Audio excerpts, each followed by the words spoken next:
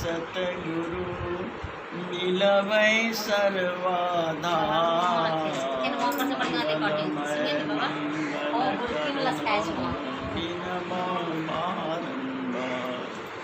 ज्ञान उदयरु ज्ञान घन सतगुरु शंकर नमो नमो बहुबारही सकल सुपूजन धन्य धन्य सतगुरु सुखद महिमा कहे न जायो कछु तुमरी कृपा मोते कछु न बसा। और व्यक्त रूप में विराजमान दर्शनीय पूजनीय अर्चनीय बंदी श्री सतगुरु महाराज के पावन चरणों की सहनमन पंचासी मंगलमय संत समाज सत्संग प्रेमी महानुभाव माताओं बहन अभी हम लोग रामचरितमानस 67 से राम जी के वचनों को सुन रहे थे।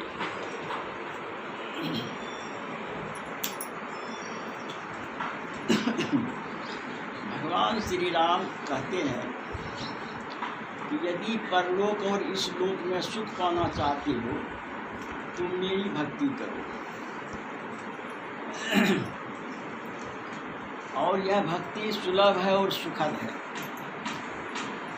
सुलभ सुखद माना गया भाई भक्ति मोरी पुरानी श्रुति का, जिसको पुराणों ने और वेदों ने कहा है। भक्ति स्वतंत्र सकल सुख खानी अबिनु सत्संग न पावही प्राणी। यह भक्ति स्वतंत्र भक्ति है। अब हम लोगों को समझना होगा कि स्वतंत्र भक्ति क्या है, परतंत्र भक्ति। हम लोग मंदिर में पूजा करने जाते हैं, पैर से चलते हैं, हाथ जोड़ के प्रणाम करते हैं, आँख से देखते हैं, नैवेद्य चढ़ाते हैं, सिर झुका के प्रणाम करते हैं। यह हुआ परतंत्र भक्ति। और स्वतंत्र भक्ति जो है वह ध्यान मार्ग है। आँख बंद कान बंद करके अपना अंतर्मुखी होते हैं, जो गुरु बताए हैं रास्ते दृष्टिगत करने के लिए, वह जब हम करते हैं वह है स्वतंत्र भक्ति। यह भक्ति कहता है भक्ति स्वतंत्र सकल सुख सब सुखों की खान है। अब बिनु सत्संग, जब तक सत्संग लोग नहीं करेंगे तब यह ज्ञान नहीं बुझेगा। और यह भक्ति कैसे मिलती है? पुण्य पूंज बिनु मिले ही न संता। जब तक पुण्य की पूंजी जमा नहीं होगा तब तक हमको संत नहीं मिलेगा। मान लीजिए कि कोई सोना की दुकान है और उसके बगल में मेरा घर है, तो सोना के दुकान में वही जाता है जिसके पास पैसा होता है। घर के बगल में सोना का दुकान रहने पर भी हम नहीं जा पाते, क्योंकि हमारे पास उतना पूंजी नहीं जो सोना खरीदा जाए। कहने का मतलब है कि सत्संग जो सोने की दुकान है और सत्संगी खरीदने वाले, जिसको पूंजी होगी यानी पुण्य का पूंजी होगा, वही सत्संग में पहुँचेंगे। और यह सत्संग बिनु सत्संग विवेक न हुई। यह सत्संग विवेक न हुई। राम कृपा में, जब तक राम की कृपा नहीं होगी तब तक सत्संग नहीं मिलेगा।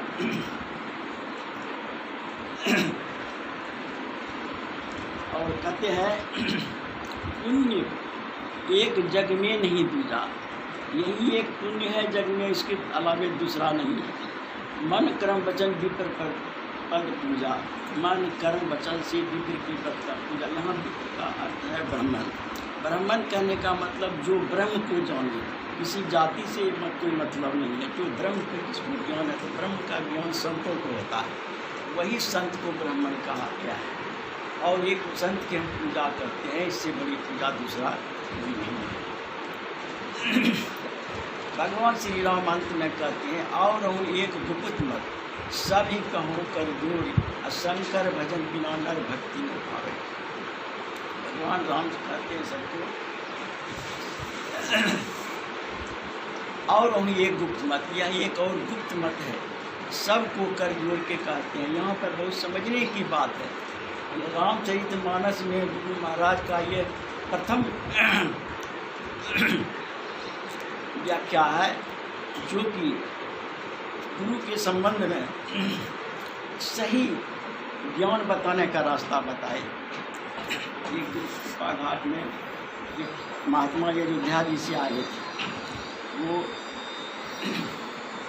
हमारी पाठशाला में सत्संग कर रहे थे। वहाँ उन्होंने सुना कि संतों का एक आश्रम है कि पाखर, वहाँ संत रहते हैं, चले वहाँ वो आए। आने के बाद जो है वह गुरु महाराज से मुलाकात हुई उनको। तो गुरु महाराज उनसे पूछा, आप कहाँ से आए हैं? कहते हम अयोध्या जी से आए हैं। तो हम जानते हैं यहाँ एक संत रहते हैं, इसे मिलने के लिए हम आए, क्योंकि हम ही संत हैं तो मिले। कहा कि आप क्या करते? करके हम रामचरितमानस का प्रवचन करते हैं, हमको पूरा रामचरितमानस कथन कंठस्थ है। तो गुरु महाराज ने कहे कि एक रामचरितमानस की गाली है, उसका अर्थ हमको समझा दीजिए। कहा क्या? कि और हूँ ये गुप्त मत सभी कहूँ कर जोड़ शंकर भजन बिना नर भक्ति का, इसका अर्थ समझा दीजिए। कल का इसका अर्थ तो साफ साफ है, भगवान शिव जी कहते हैं, शंकर जी सबको हाथ जोड़ करके कि शंकर के भजन, राम जी कि शंकर के भजन किए बिना भक्ति नहीं पा सकेगा मेरा, क्योंकि यही आप जानते। कल के हाँ, क्योंकि कौन सा शंकर है? रामचरितमानस पढ़ के देखिए, दंत स्वयं स्वर पर शंकर हर रामचरितमानस में, उसका मतलब होता है दोगला, द्विजातीय। और ऐसे शंकर तालब स्वयं स्वर पर शंकर जो है, यह शिव जी होता है कल्याणकारी। यहाँ दंत स्वयं स्वर पर है, यहाँ समझाते हैं गुरु महाराज कि द्विजातिया का मतलब है कि हमारे दोनों आँख में दो तरह की धार है, दोनों को जब मिलाते हैं, मिला तो ठंडा गर्म जो कहिए, दोनों को जब मिलाते हैं, जैसे ठंडा गर्म तार मिलाने से बल्ब जल जाता है, उसी ढंग से हम दृष्टि योग करते हैं, दोनों दृष्टि को मिलाते हैं, हमारे अंदर भी प्रकाश प्राप्त होता है, हम लोग प्रकाश देखते हैं। यही हुआ शंकर भजन। शंकर जी इसी भजन को करते थे, राम जी इसी भजन करते थे, बजरंग बली हनुमान जी इसी, जितने भी संत हैं सारे इसी को करते हैं, भगवान श्री कृष्ण भी यही करते थे। सब संतों का यही है कि यही शंकर भजन है। कहा ये तो हम जानवे नहीं करती थी, और रामचरितमानस के पढ़ के देख ली, उसके अर्थ में भी यही है कि भगवान राम सबको हाथ जोड़ के कहते हैं, शंकर भजन भक्ति किए बिना मेरी भक्ति नहीं पा सकता है। ऐसी अति में है।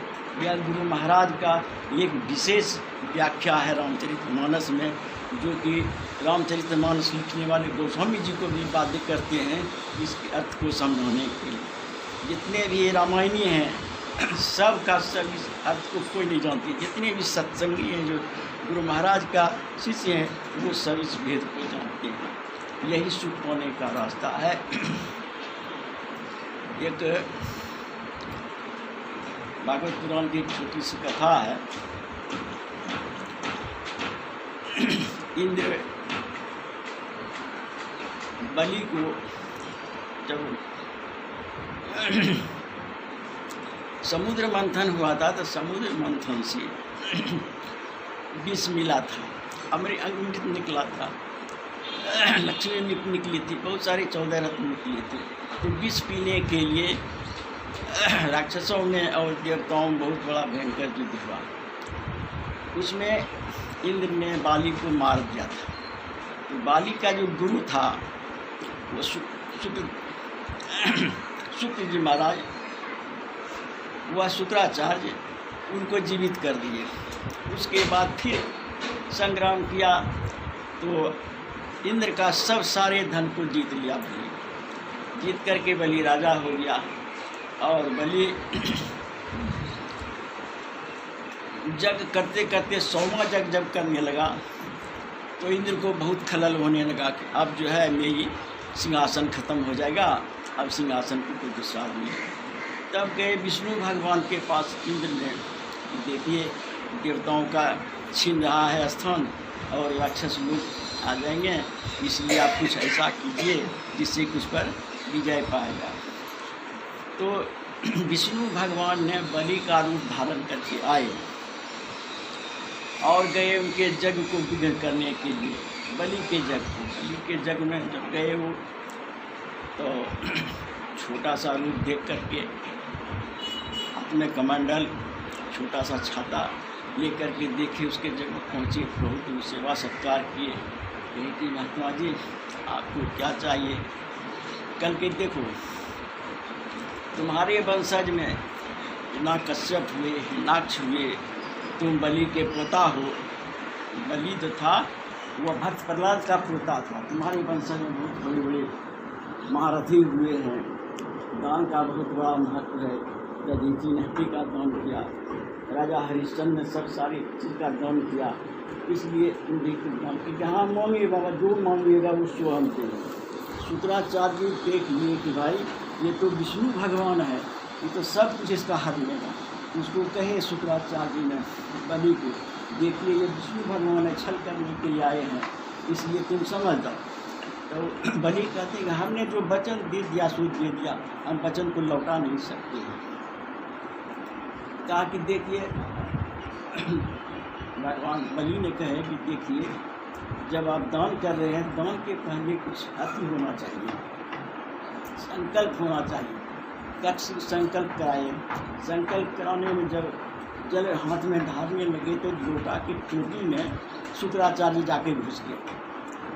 तो भगवान बलि ने एक कुछ का सिक्क लेकर के और उस नली में दिए चोटा में, जिसके कारण कि शुक्राचार्य का एक आँख छूट गया, आँखें लग गया सिक्क।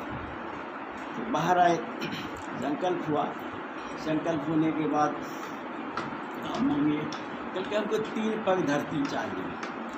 3 पग में, एक पग में उसका पूरा आकाश नाप लिए, दूसरा में पाताल जितने था सब आ गया, तीसरा खाली का तीसरा पग कहाँ रखें, ताकि जिसका ये धरती है, जिसका सब कुछ है, वो तो अभी पड़ा हुआ है, तो मेरा शरीर नाप लीजिए। तो उसके से जब मस्तक पर पैर रखे भगवान बलि ने, तब जो है मस्तक पर जब भगवान बावन ने पैर रखे, तब बलि का मन हम धन्य हो गए, भगवान मेरे मस्तक पर पैर रख दिया तो मेरा सब कल्याण हो गया। भगवान खुश हो गए। कल के मांगो तुम क्या मांगते हो? कल के हम यही मांगते हैं आपसे कि आप मेरे दरवाजे पर रहिए, हम हमेशा आपका दर्शन करते हैं। कहा ठीक है। तो भगवान जो विष्णु थे वह दरवाजे पर हो गए। उन नारद ने जाकर के कहा लक्ष्मी जी को, विष्णु भगवान कहाँ गए, क्योंकि पता नहीं कहाँ गए तक। कल के वो तो बलि के दरबार में दरबारी कर रहे हैं। कल के हाँ जाइए। तो लक्ष्मी जी बलि के आए दरबार में, जहाँ की विष्णु भगवान दरबार में के खड़े, तो जाकर के उन्होंने राखी बांध दिए लक्ष्मी जी बलि को। तो बलि कहा कि अब तो तुम बहन हो गई, मांगो क्या मांगते, बल्कि आपका जो कर्मों है हम इसी को मांगते हैं। तो ठीक है, ये लो। उसी दिन से रक्षाबंधन का प्रबंध हम लोगों के पास चला है। इस तरह से बहुत सारे कथा प्रसंग हैं। आप आगे बाबा लोगों से सुनिए, बोलिए।